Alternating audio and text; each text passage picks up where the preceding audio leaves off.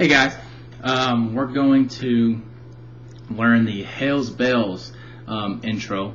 The riff that everybody recognizes from that, and let's go ahead and get started. First off, you're going to play a power chord up here in the 7th and 9th frets. If you don't know already, a power chord is basically this formation that you see played a lot in rock and roll. They all look the same. You can move them up and down, but basically it's your 1st and 3rd finger for these 2-note power chords, and your 1st finger is going to go in the 7th fret of the D string. Okay, 7th fret of the D string, and your 3rd finger is going to go in the 9th fret of the G string. So we've got these 2 notes ready to go. Okay, now our first note is actually going to be, oh wait, I need to mention this too. Your 1st finger is going to also play double duty. Sometimes you're going to be lifting your 3rd finger. Your 1st finger is going to need to bar or flatten out across the D and the G string. But we'll get to that in a second. So your 3rd finger is going to be in the 9th fret of the G, 1st finger in the 7th fret of the D string. Now our first note's actually going to be on the A string, so that's our first note.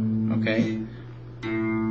Our second note is going to be this note, the G string in the 9th fret. And then our 3rd note is going to be the one our 1st finger is on, 7th fret on the D string. Okay, so play those 3 notes again.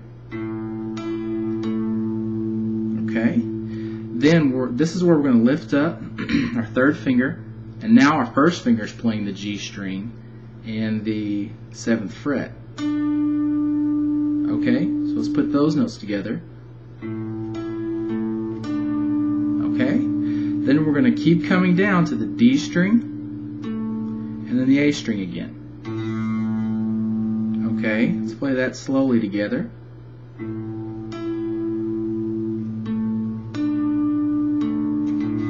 Okay, one more time.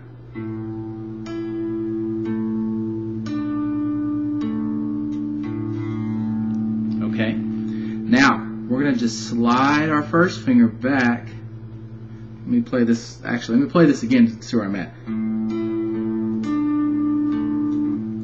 Alright, then we're gonna slide back to the 5th fret, still barring across the G string and the D string. And we're gonna play the G string, 5th fret, then D string, 5th fret, because remember this one's holding both of those down. So and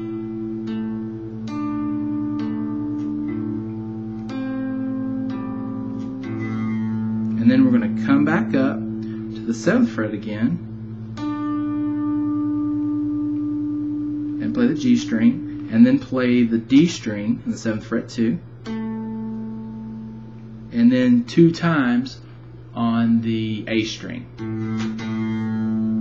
Or actually, it's just 1 time, but the 2nd time is us actually starting over, so you do plug it 2 times in a row. So basically, if that got a little confusing, follow along with me slowly. A string, G string, D, back to G, but you're going to lift up your 3rd finger and make it 5th fret. 5th fret on the D, open on the A, slide down. I'm sorry, that wasn't 5th, that was 7th. But we're going back to the 5th fret now. So 5th fret on the G, then 5th fret on the D, and then open on the A, and back up to 7th on the G, 7th on the D, and open twice on the A. Okay, now that was 1 time through. The 2nd time through is pretty much the same, except the end changes a little bit. Okay, and you'll see if I play through it twice, you'll see the ending change.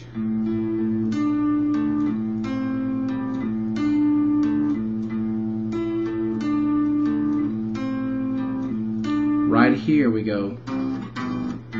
So we changed that a little bit. So let's work on that 2nd ending. Okay, so we just played this far. Or sorry.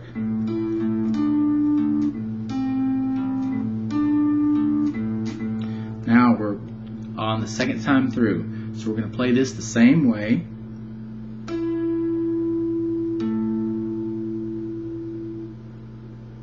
So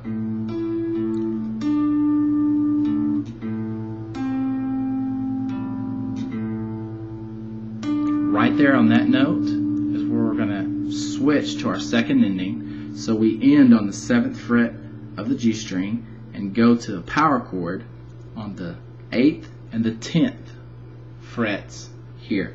So third finger's playing 10th fret on the A, first finger's playing 8th fret on the E string.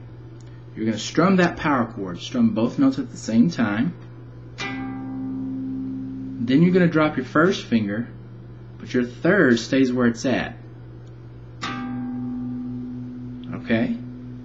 And then you actually start over because you go to an open A here and start right back. Okay? So let me go through that whole thing a couple of times, but I'll go slowly and then a couple of times faster. Okay? So slowly. Let me make sure you can see here. Okay. Hopefully this view will help you a lot.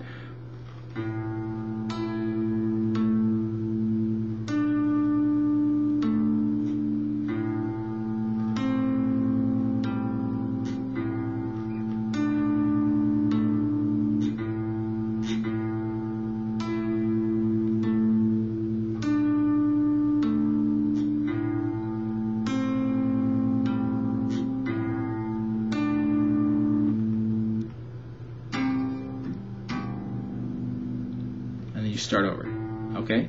Now a little faster, so you can play along with it, is this. Or sorry.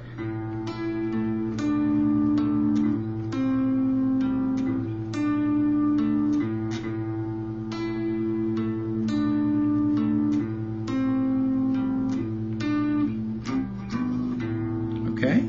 And full speed.